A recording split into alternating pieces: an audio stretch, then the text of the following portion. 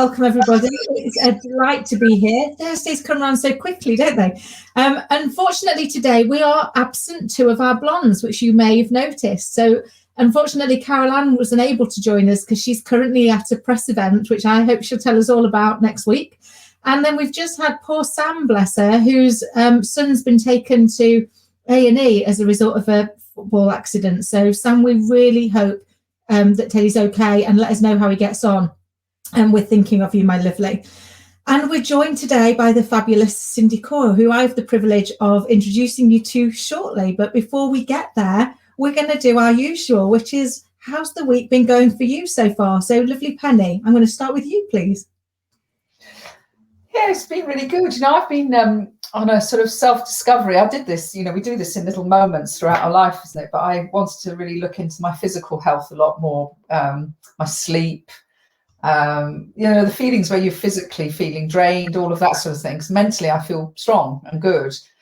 And so I've been to an acupuncturist, and I've had a really amazing time there learning about Chinese medicine and your yin energy. It's been amazing. And he's done an incredible job, actually, in making me really think about that. So I feel very sort of balanced and happy. In terms of work area, it's going really well. As some of you know, we're building VIP 100, got 51 members now. So that is incredible. So they're very hard to find them. And also, every member has to be very diverse because we want them to have their exclusive space in their expertise. So we've got 51 members, we're looking for another 49. It gets harder and harder to find that in reality. But I thought I would just mention here, we've got a bit more time to talk today because there's only the three of us. Some of the things I do is I reach out onto LinkedIn to experts and I want to either hire them to present at our masterminds or hire them as experts to present and teach in our BIP 100 group, and I pay people to do that.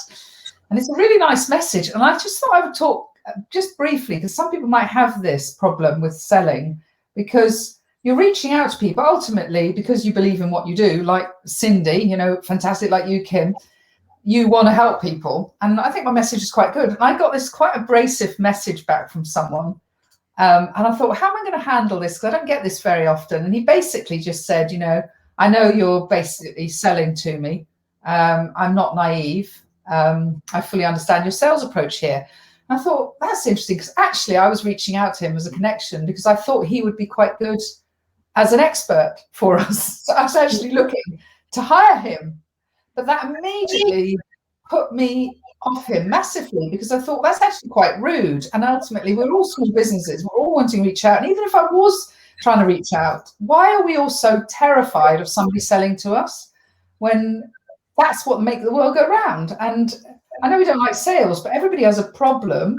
We all have problems, and we love having our problems solved. So yeah, I just thought it was really interesting. If anybody's listening to this, you've got to get thick-skinned over these things, because I actually wrote back to him and I said, this is the first time somebody's written back to me like this, and I'm not a wolf in sheep's clothing.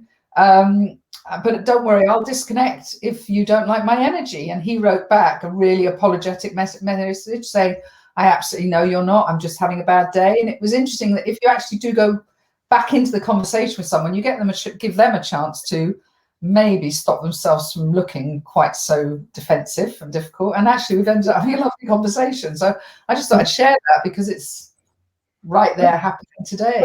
And it's a great story, and it can happen to us all, can't it? We don't always know what's going on in somebody else's life, and therefore we can tend to make something mean something. And this is the challenge: is we don't respond to factually what's happening. We respond to what we've made it mean. I had something similar where I sent many months ago now, sent out an email to a couple of people that I knew to ask if I could give them an update on what I was doing and seek their advice. As people that I knew and respected. And I had somebody come back who was really quite abrasive with me. And I was like, oh my gosh, I've offended them. They think I was trying to sell them something. And I actually wasn't. I genuinely wanted their help. So I immediately went back massively apologetically to say, I'm so sorry. Like, I've completely missed the point that I was getting across to you. And I can see how I could have caused massive offence. But it turned out they'd not recognised it was me. They said, we just thought you were handsome woman that didn't know us, and we'd missed that actually you were you. And now that I know it was you, it's like, oh my goodness, yeah, let's grab a coffee, let's go and have a chat. It's just, you want to see how many people try and sell to me from a cold call basis on a daily front where they don't know me at all. He said, because I've not recognised your surname, I thought you were one of them. It's like, so I think it can be hard, can't it? It can, and I think what we have to recognise, just carrying on with this theme a bit, then we will spend a bit of time with Sindy, is that, in the old days, I grew up in telesales, and people used to slam the phone down on them. And, then there's all mail shots through the post, and you don't know how many go into the bin. And there's something about, some people just have this abrasive attitude when you're trying to build your business. And I just think we've got to calm down about this, really. It's what is wrong? When anybody writes to me who are obviously selling, I will write politely back to them, say, you look like you have a fantastic business, lovely to get to know you. However, at the moment, I'm not in the market. I don't know what is wrong with just being loving with people when they're trying to connect with you. Yeah, and I think, like for me, I always try and seek to, when I connect with people, to go, I'd love to learn a bit more about you and what you do. I'd love to be able to tell you a bit more about me and what I do. And then I'm not suggesting you're going to want what I do. I'm not suggesting I'm not going to necessarily want what you do. But at least if we know about each other, we can help look at our own networks and see whether or not there's valuable connections we can make.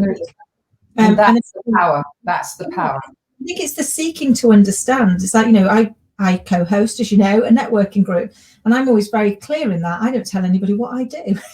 That's not my point of being there. My point for being there is to find people that I can connect to help them to both get to know other people in their networks and to hopefully either grow their business or just grow their network, grow their connections, because it can be lonely, can't it, in business? We can have those moments, and then we meet people. Like, I'm very fortunate, Penny. I met you when I joined the mastermind group, and the lovely other blondes. Sindy, I met you through the networking group, and actually, you build these real friendships. These people that are actually a core part of my support network, and the people that I look forward to spending time with. And that doesn't mean to say you've got to sell anything to them or that they're going to sell anything to you. But I think if we seek to understand, then actually that's going to be how we grow, isn't it? Yeah, absolutely. Yeah, so chill out, I suppose, is what we're saying. Chill out a bit when people contact you out of the blue. Actually welcome a new connection into your life. It's anyway. And I think for me, sometimes it's ask a few more questions first. I do sometimes worry when people immediately, like, they've connected and the first thing they do is solve all my problems. And I'm like, you might want to check I've got a couple before you solve them for me. Whereas at least if you asked me something about me first, then I'll know that you actually are interested in that connection, in wanting to meet the person. Yeah. It's a little bit like if you went and met somebody for the first time in a pub, you wouldn't walk straight up to them and blurt out everything that you did and give them your price list, would you? Yeah, absolutely. First. So I wonder if we need to take some of that personal etiquette and play it into the social world. But we could, I'm sure, debate on this for you and for our listeners. But it is my utter delight to introduce our fabulous guest this morning, the lovely Sindy Kaur, who I have the privilege of being friends with, and we met through a networking group.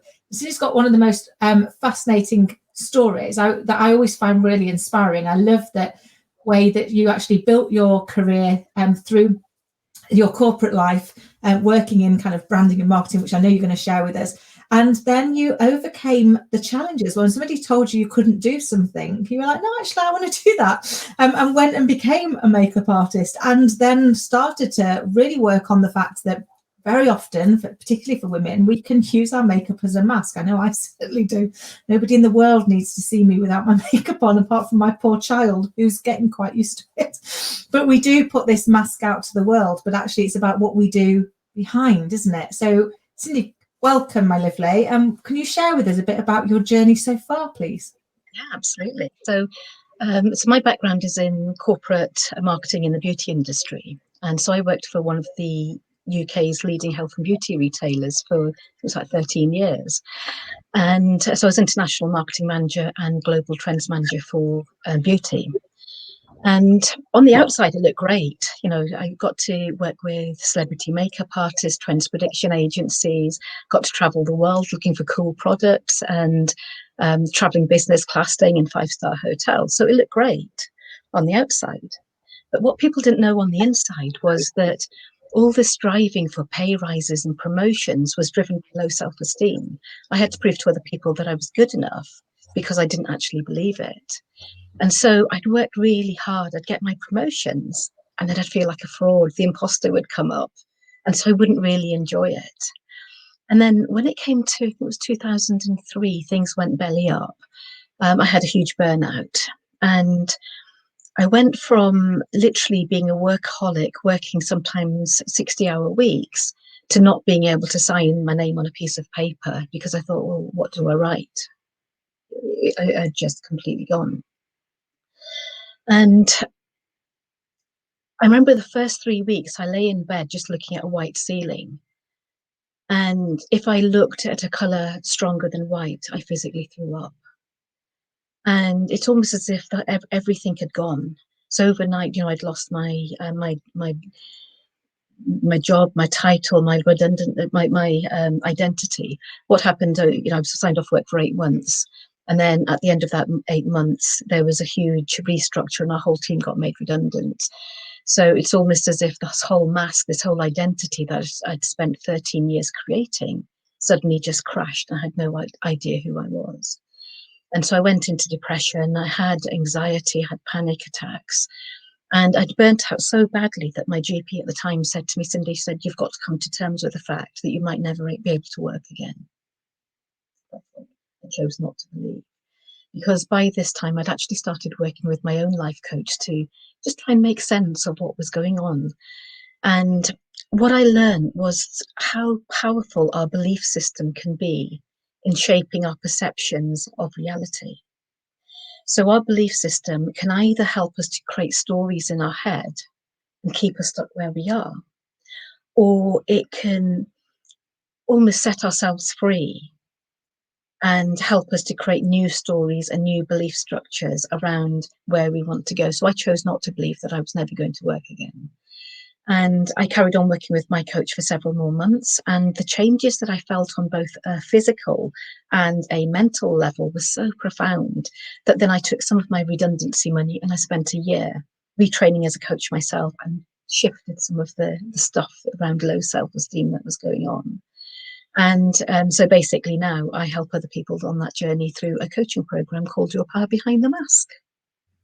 Oh, I love it. And it's such an inspiring story. And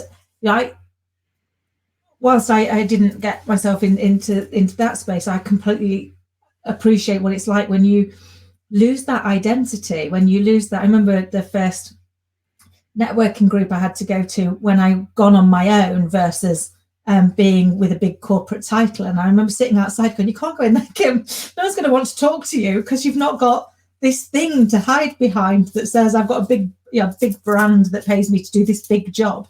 And actually all I've got is little old me going in there. And it's ridiculous because we're all in that same boat, aren't we? We are all just who we are. But when that imposter takes over, it can be really hard to quieten that inner voice, can't it? Is there any tips you could share with us on how you've been able to overcome that and help other people to overcome that?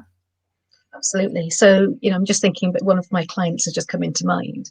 She had a very successful 6-figure corporate career. When she set up her own business, doing exactly the same thing, she was getting all the leads coming in, but she wasn't converting them. And when we started digging into it, it was nothing to do with her ability, nothing to do with her business. It was all about her self-perception. There are so many big brands out there who are brilliant. Why would somebody want to come to me? And once we started to turn around some of her limiting beliefs within herself around her own self-perception, things just clicked. And I'm not saying it happened overnight, because it takes us time to shift our stuff, to learn new behaviors, to change new patterns, to fail a bit. But she has now got 20 members of staff because her business has grown so much. And we didn't work on the business, we worked on her. Yeah, exactly. What I'd love to really dig into is what's interesting is what is driving us, isn't it? And I spend my life around business owners. Okay, so although I do speeches at corporates, I don't really get into the mindset of being a corporate employee. And I hear about this burnout a lot. What is it that is causing people to not be able to say no and stop and put their boundaries into their life? Because I know there's this sort of the corporates are the big bad wolves, and they you know, the leaders make us work so hard. But is there a shared responsibility? What is stopping people from saying, you know, I don't need to do 60 hours and I am okay? What is it? What's going on? So I think it's about our self-perception. You know, if you think about, you know, why we learn to wear masks, you know, when we're babies, we come into this world and we have high self-confidence and we don't need anybody else's permission or approval. So when we want something, we ask for it, and if we don't get it, we scream. And then when we're toddlers, again, you know, the first word we learn is no, and to put boundaries up. But what we get conditioned socially is to say yes and to get other people to like us. And then when we're children, what we learn, so this is kind of the background to, you know, to your question. When we're children, we learn that in order to get our needs met, we have to start to give our power away. And so, for example, tidy your room where you can't go out to play, finish your dinner, or you won't get pudding. And drip by drip, we learn to give our power away over time. And underlying creeps in this message that you're not good enough as you are. If you want my approval, then you've got to conform to my expectations.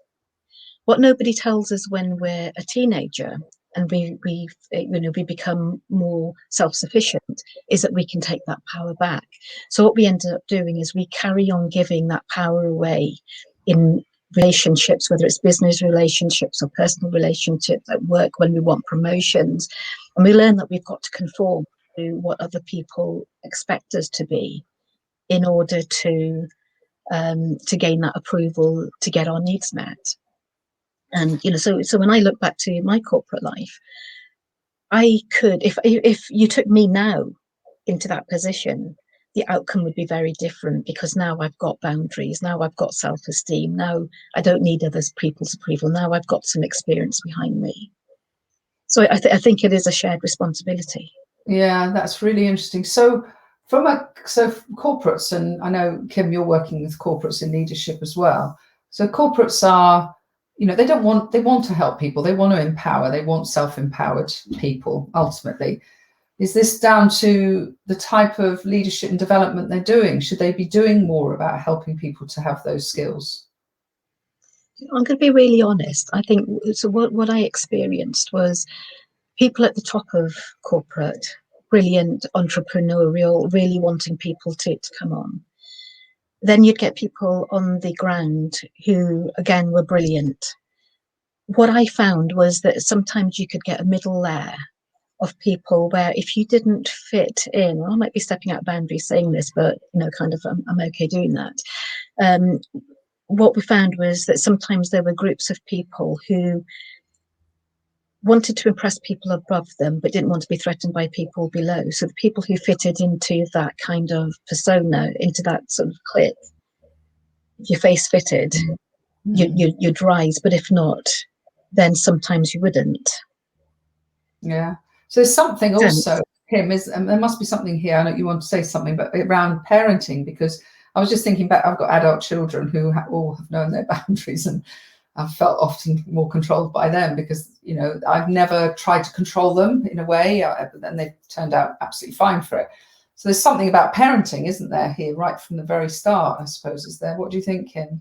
Yeah, no, I agree. So I think for me, you know, when I've dealt with corporates over the last 30 years, they remind me a lot of being at school.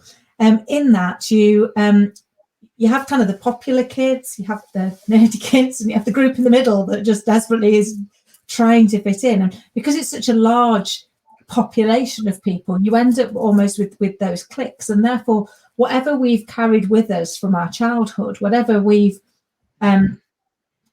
created as our perception, becomes our reality. So, you know, I often say that perception, like possession, is 9/10 of the law. If I perceive it to be true, it's true.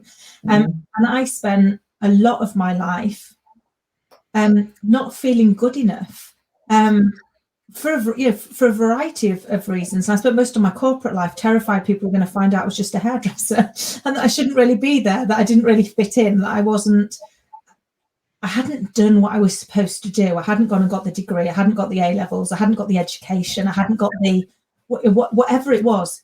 They didn't need any of that. They didn't want any of that. They didn't even have any concerns that all I had was an MVQ. I did. I carried that with me, and not just from the way I was brought up, but because I think you're not just brought up in isolation, are you, by your parents, and they're going through kind of how they were brought up as well. But it's about the environment within which you grow up and the people that you look to and learn from.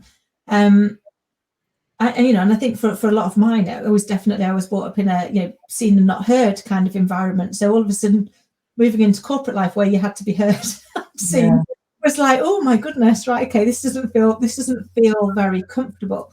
And I almost had a horrendous approach. And Sindy, I don't know if this resonates with you, where it would be do as I say, not do as I do. So I would say to my people, I don't want you to work loads of hours you don't need to.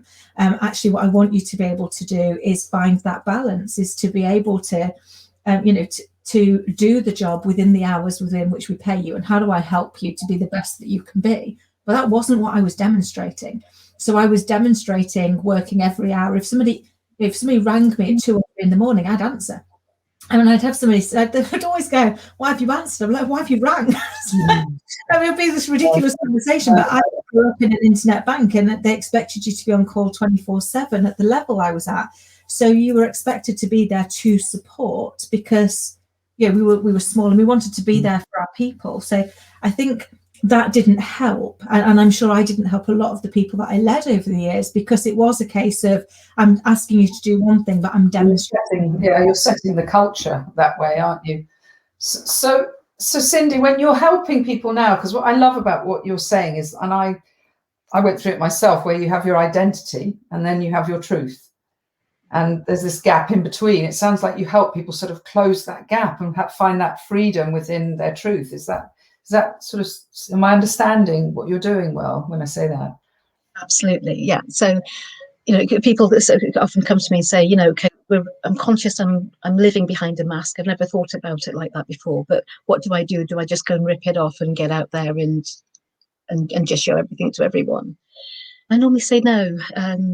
Just hold back a little bit, because if we're not strong on the inside and we go and reveal everything to everybody out on the outside, then that can actually do more harm than good. So I normally say reconnect with yourself first at quite deep level. So that's kind of the process that I take people through. Also be selective about what you reveal to who. You're still in control. So the first thing we do is we look at your values, get you really familiar with what your individual, your personal values are, because we hear about company values, social values, family values, but as individuals, we have our own values that drive how we respond and behave around things. And when we really know our values, then we can start creating strong foundations, strong boundaries. And so that's the basis. Then we look at our belief system and challenge what we're believing. So Kim, you're saying about the child, the parent thing. So you're absolutely right, because what I described about my experience in the corporate world was my experience through my filters and my perceptions. If I went in now, I'd probably, because I was projecting my stuff onto other people, I'd probably experience something different. So it's like reframing all that. But also, challenging your beliefs around relationships, whether it's personal or business relationships, around money, around how much you're worth, how much you can charge, how much you can earn. And then check your self-esteem, because how we treat ourselves is how we give other people permission to treat us. So it is exactly taking that responsibility. So what we do is we go through this process. And what I've realized is when we get to know, like, and trust ourselves, and get into that strong position, it becomes safe for us to take our masks off. When we take our masks off, it gives other people to take their permission to take their masks off. And it's in that place of vulnerability that true connection happens. Yeah, absolutely. Absolutely beautiful. Very beautiful. Yeah. So tell me, how do you work? Where are you based, and how do you work with your clients? So I'm based in Nottingham, Right. but clients around the country because I can do quite a lot on Zoom. Yeah. So the coaching program I run, it's 10 sessions over the space of about 4 months. Nice. And so, we really start off by looking at what's working in your life, what isn't. We dig into the values, we look at your beliefs, we look at your self-esteem. And normally when we're working through that, themes start to come up. People normally have themes around, it might be around money, it might be around trust, it might be around just not knowing how to run their business. And then we sort of really laser focus, so it's very tailored and individualized to them. And so you're mostly working with business owners, are you? I work with quite a few people who've left the corporate world and set up their own business, because what I find is that, when you run your own business, it's totally different to being a small cog in a big wheel. And like Kim was saying, when I first came out from the corporate world, in the corporate world, I'd hold up my business card. People would recognize the logo, and it was come in, have a coffee, sit down, what can we do? When you're selling your own brand, then you're bringing your own personality into it. And when you've been trained to behave a certain way, it's very difficult. Sometimes you can become very disconnected from who you really are. So it's really about, let's get to know who you are at a deep level, and then bring that out. I had one client who very quickly, she was a woman in a man's world. So she thought she had to behave in a certain way in order to get clients.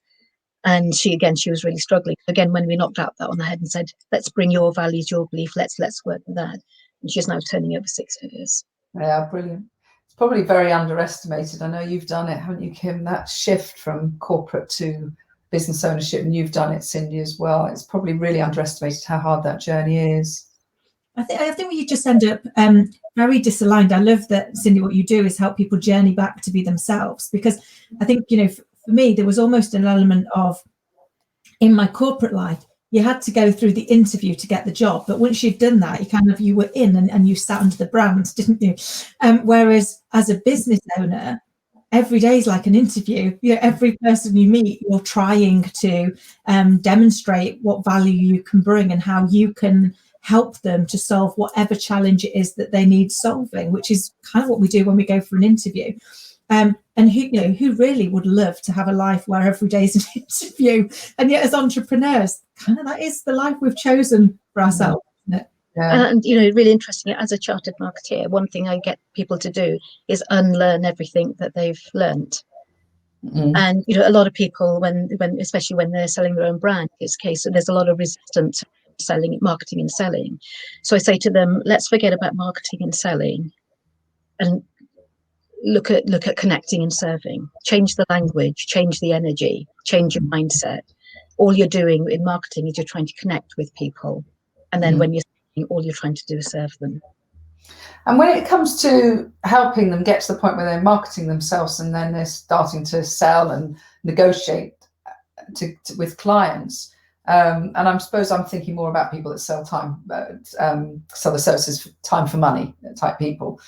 Do you find that they have to really work on how they undervalue themselves a bit, and they find it really? Is that another area they need help with? It's that self-perception, that self-worth, and quite often they try to sell money for time, and actually thinking you're not selling your time, you're selling your expertise and the value that you're bringing. So if somebody is turning over 6 figures as a result of the coaching, and then you're charging them £25 an hour, that's just completely incongruent with the message. So it's, what's your positioning, what's your brand, who are you serving? Yeah. What value are you adding? And then bringing that. I think what we do is, quite often we say, well, pay for that so nobody else would. And it's about just knocking some of that out and saying, actually, get out of your own way. Yeah. I love it. We could literally chat to you all day. I can't believe the half hour is nearly over. So can I ask you, if there were one top tip you could leave people watching this with today, Sindy, what would it be? I quite often say to people, don't take your yourself or life or business too seriously. We come into this world with a crown on our head, And our job is to go through life and to find the jewels in the crown. And those jewels are in our experiences and the people we meet. We'll try things, we'll fail, but in every failure and every bad relationship, there's a jewel, there's a learning to be had. So go through life, take those learnings, put the jewels in your crown, and you'll eventually come to a place where you've got the wisdom, you've got the, the contacts, you've got the ability to do what you're here to do. Yeah, it's lovely. Anyway, how about you? Well, I've got the sense that we've all been working really hard, and I know we mentioned this a lot, but the last 15, 16 months, I think we've all worked intensely and very productively. But we've got June, July, August. We're going to have some nice sunshine in the UK, I feel. So I just think actually maybe practice how your business grows if you slow down a bit. So just see if you could slow down in order to actually build your business, because I've certainly seen that a lot in myself. And I think just being a bit kinder to myself like that has actually helped me to build a much stronger business. I love that. Both of you, such great advice. So I think you're right. I always say that everything in life is either a lesson, a blessing, or both, even if at the time you don't really know where it is. So I love that whole jewel analogy for looking for those gifts that life's given us. And I think then giving ourselves back some time. We can't continue to operate if we don't take care of ourselves. So great advice on both of those. Ladies, it's been an absolute delight. And for anybody watching, if you'd like to join us and be sat where Sindy is, then please do get in touch at www.businessblondes.tv. And we would love to see you here too. Sindy, thank you again so much. Penny, always a delight. Take care. See you all next week.